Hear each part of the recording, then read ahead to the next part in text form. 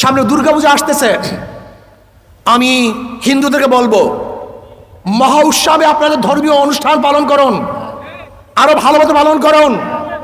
আওয়ামী লীগের আমলে যেরকম পালন করতে না পারছেন তার চেয়ে আনন্দের সাথে আপনার ধর্মীয় অনুষ্ঠান পালন করবেন।